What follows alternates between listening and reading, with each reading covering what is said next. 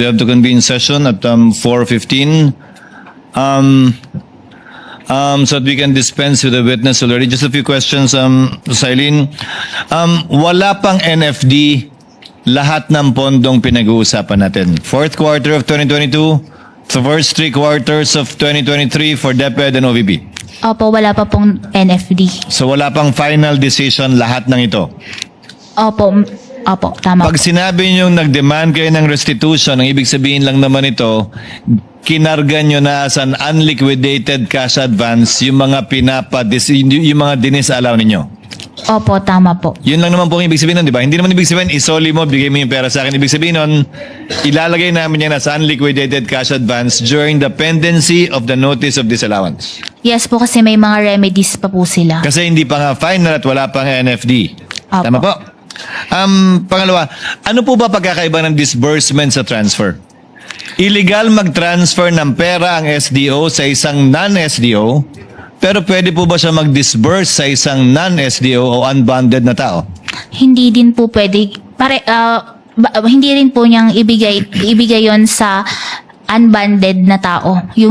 Recipient na po yun eh. Yung sa disbursement po niya, opo, hindi banded, pero kung dapat po diretso from the SDO to the recipient of the confidential fund po. So, ang disbursement pwede sa non-bonded na tao, ang transfer ng pondo sa non-bonded hindi pwede. These are technical terms. Opo. Di ba? So kung ang pinagbigyan ay recipient, pwede yon kahit non-bonded. Opo, kasi siya na yung talagang recipient nung confidential fund. And as a final question, Silene, I checked the transcript, which the court took judicial notice of. I would like to ask more eyes to look at it. Hindi ko nakita sa transcript na sinabi ni Gina Acosta na binigay niya kay Lachica lahat for the fourth quarter of 2022 and the first 3 quarters of 2023. Medyo may ganung punto pa si Eduarda. Pero kay Gina Acosta, maliwanag na binigay niya yung 125 ayon sa kanya kay Lachica sa last quarter, pero hindi ganun kaliwanag na yun din ang ginawa niya for the first 3 quarters of 2023. Ano po ba particular yung pinagbasihan yung dokumento nung binanggit niyong dinisalaw namin agad dahil sabi ni Acosta, binigay niya lahat kay Lachica. Hindi ko po makita, baka pwede niyong maituro sa TSN. Yun po kasi ang pinanghawakan namin doon, yung general statement niya na yung ginagawa nila is ibinibigay niya kay Colonel Lachica yung confidential fund po. Pero ang tinutukoy po niya ay yung 2025. Yung general statement po ni Eduarda, yun ang tumutukoy sa confidential fund ng DepEd para sa 3 quarters ng 2023. Pero hindi po pareho yung statement nila ni Gina Acosta na ganun kaliwanag na yun din yung ginawa niya sa first 3 quarters of 2023. Ano po ba yung particular na pinagbasihan niyo? When you say general statement yung pinagbasihan niyo, yung narinig niyo po ba o yung TSN mismo? Yun nga po, yung naging admission niya na binibigay niya kay Colonel Lachica po. Kindly listen, Silene, yung narinig mo nung nandun ka o yung TSN mismo? Yung narinig ko po nung nandun po ako na sinabi niya na binibigay niya kay Hindi Colonel mo Lachica. pinagbasihan yung aktual na TSN na marahil mas maliwanag tungkol sa bagay nito? Opo. So based lang dun sa narinig mo nung nandun ka? Opo. Thank you, Ms. Eileen. Senator Padilla, yes.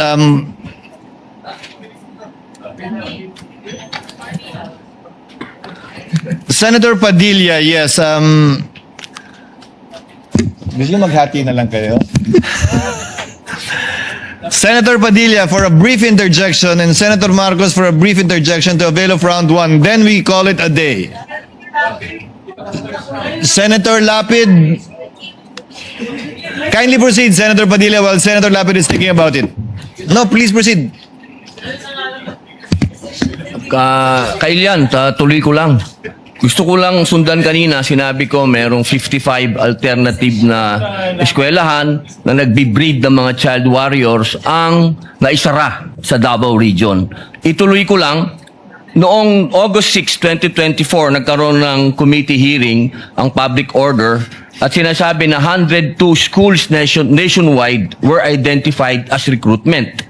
11 elementary schools, 34 high schools, 123 college and universities.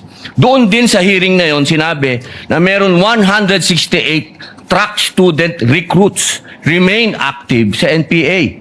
Ngayon, tanong ko kay Ilian, hindi ba responsibilidad din ito ng Vice President at ng DepEd Secretary ang mga estudyante? Yung sa anong tawag dito, sa college po, yung DepEd po kasi is hanggang Sa high school. Opo. Opo.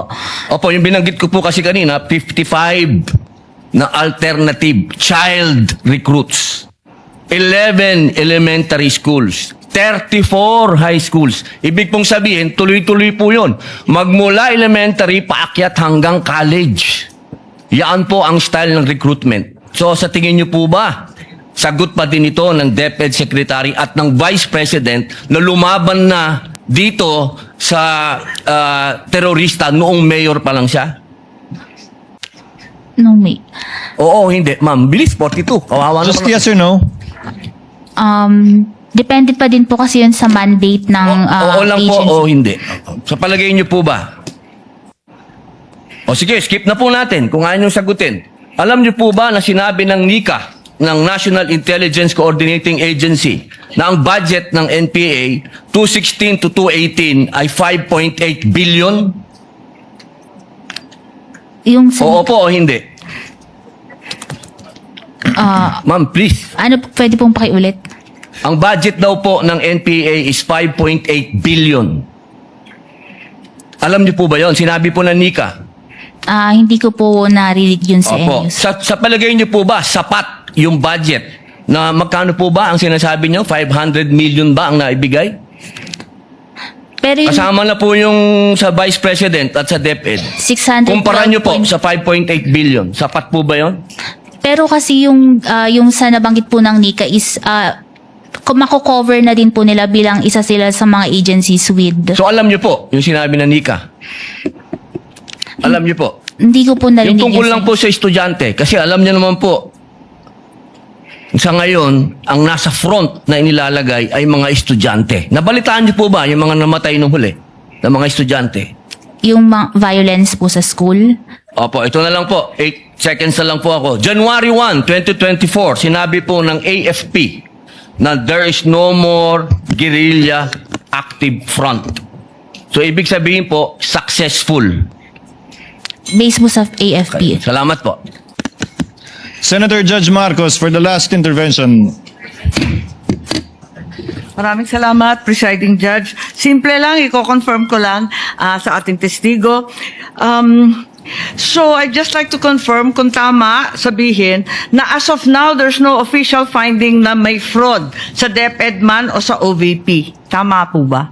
No fraud finding as of now. Kasi nga po, compliance audit lang po ginagawa namin Tama. sa IFAO. Compliance audit lamang, walang fraud audit. Ikalawa, narinig kita kanina na kapag compliance audit, base sa dokumento lang. Limited kayo sa dokumentong isinabmit ng ahensya. Kung ganon, yung House of Representatives, hindi naman bahagi ng OVP or DepEd. Wala namang sinabmit sa COA, di ba? May sinabmit pa sila. Yung Congress, Committee on Good Governance, may sinabit na dokumento. Yun po kasi based on other information na po after nilang mag-liquidate na naging na available information after the liquidation na Pero kinonsider po namin sa audit. Hindi, ibig ko sabihin, yung congressional transcript ni Acosta at Fajarda, hindi yon bahagi ng dokumentong sinumite ng mga ahensya. Opo, pero ginamit po Wala isa, namin di yun. ba? Pero ginamit din po namin yung information na yon during our audit po. Bakit humingi ka rin ba ng affidavit? Kasi hindi naman binigay ng agency. Kasasabi mo lang kapag compliance audit, dokumentong galing sa ahensya. Pero yun po is relevant information po na ginamit namin for audit po, na sinama namin sa pag-audit. Yes, following po, the presiding judge, bakit po ganon? Kanina sinabi mo, dapat dokumento na sinabmit ng ahensya. Biglang ngayon, pati transcript, pati iba pang mga katibayan na sinasabi, ginagamit na rin. Hindi na compliance audit yun, hindi ba? Pero yun po kasi is related pa din dun sa liquidation which is discovered after the submission of the liquidation documents. Kaya nga nalilito kami kasi bakit dinisallow lahat ng quarter samantalang pinag-uusapan ni Acosta, iisa lang, di ba? Yung last quarter lamang. Doon nga sa transcript, doon lumilitaw yon.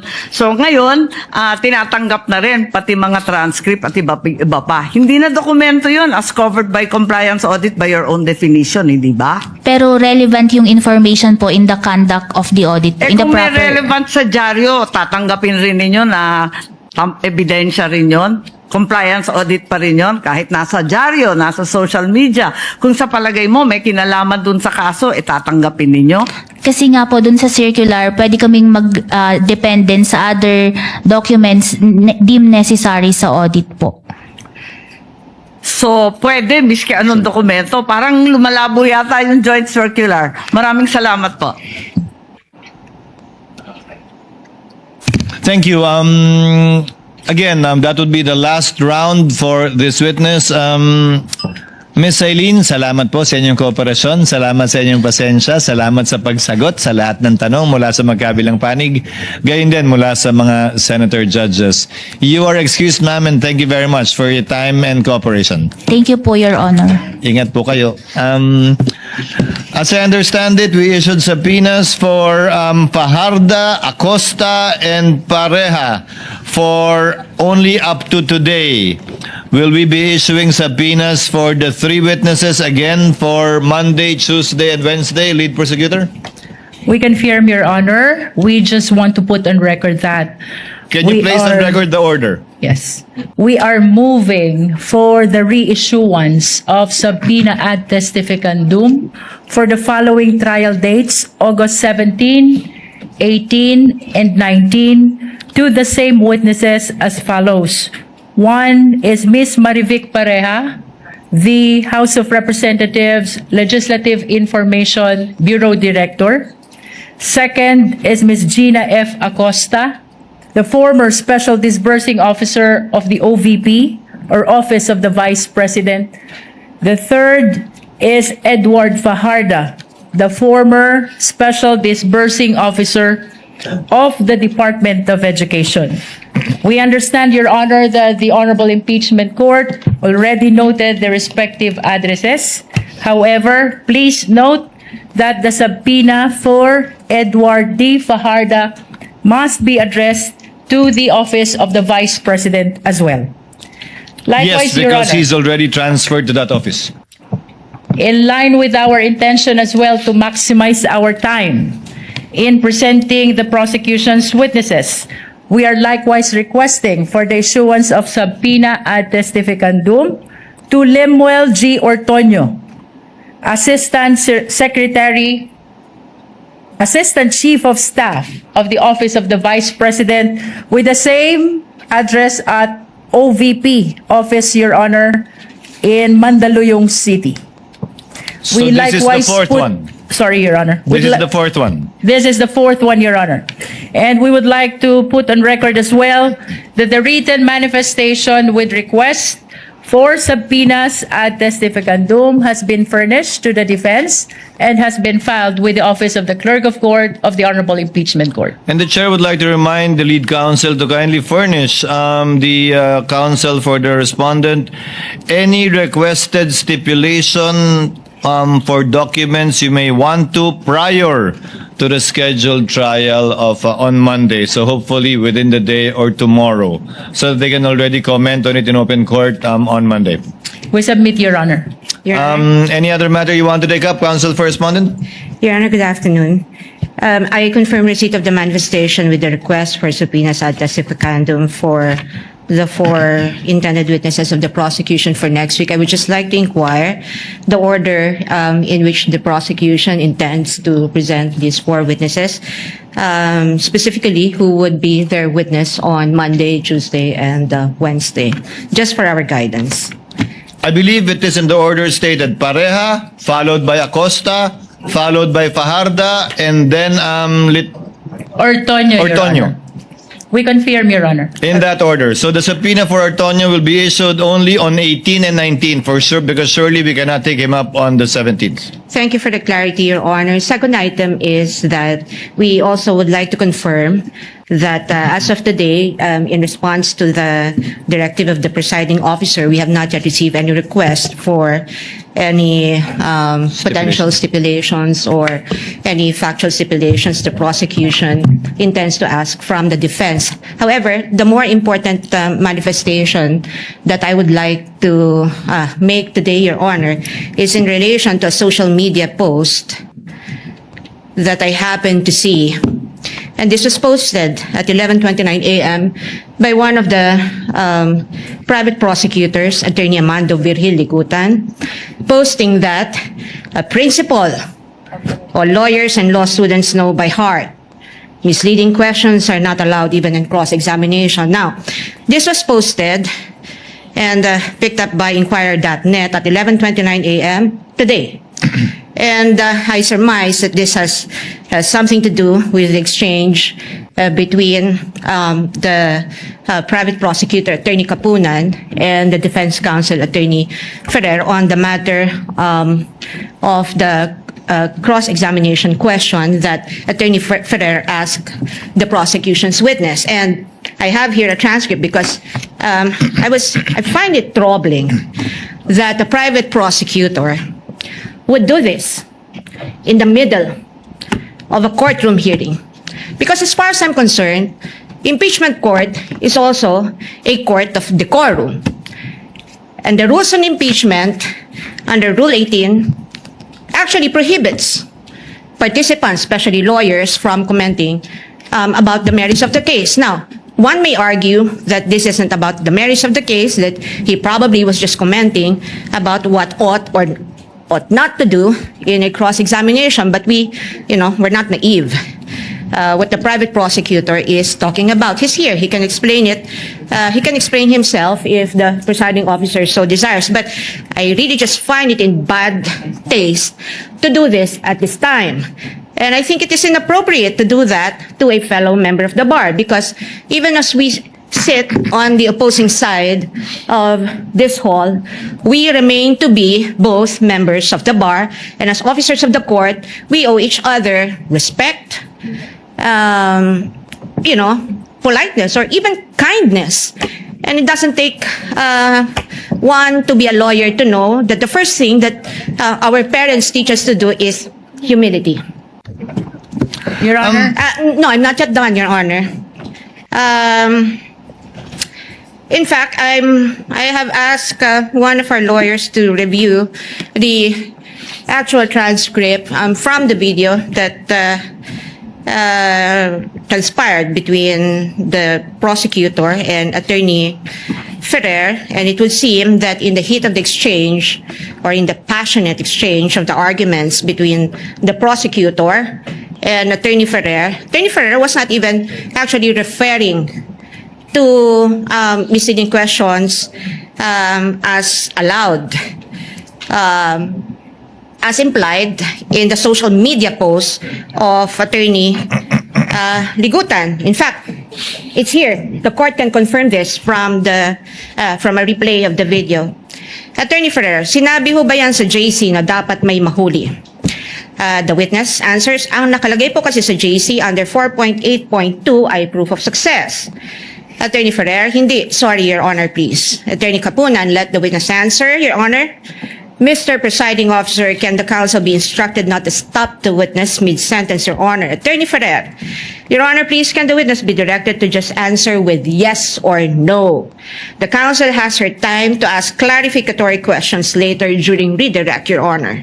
And Attorney Kapunan, not all questions can be answered by yes or no. This is the meat of the contention of the argument between Attorney Kapunan and Attorney Ferrer. Attorney Ferrer responded, I am on cross, Your Honor, please. And the presiding officer said, counsels. Attorney Kapunan responded, never mind if you are on cross, Your Honor. There are limits to cross-examination. Misleading questions are not allowed on cross. This was the first time that the matter on misleading questions was actually raised by Attorney Kapunan. And Attorney Ferrer, for some reason, said they are allowed, but she was pertaining to the fact that the questions to which a yes or no answer may be answerable are allowed.